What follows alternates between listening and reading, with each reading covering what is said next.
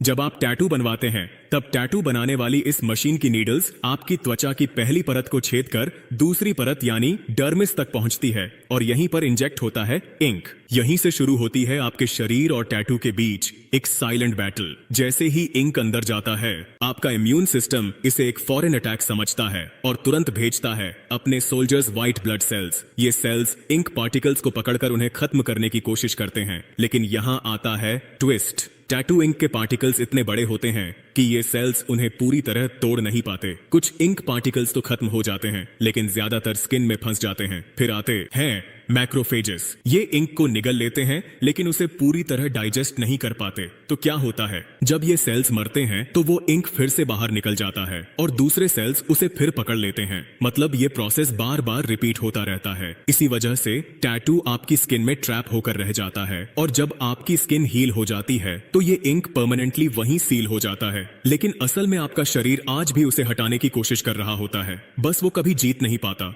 तो आपका टैटू सिर्फ एक डिजाइन नहीं है, यह आपके शरीर और इंक के बीच चल रही एक एंडलेस फाइट है। अब सुनो, टैटू बनवाने का इंक कैसे बनता है। किसी मरे हुए इंसान के शरीर से ली गई राख का एक चम्मच लैब में भेजा जाता है। वहां उसे छाना जाता है। जो बड़े कण होते हैं उन्हें अलग कर दिया जाता है। जो बची हुई राख होती है उसे 2800 डिग्री की हीट पर गर्म किया जाता है ताकि वह प्योर कार्बन में बदल सके। फिर उस कार्बन को बहुत तेज गति से घुमाया जाता है ताकि उसमें से छोटे छोटे कण भी अलग किए जा सके।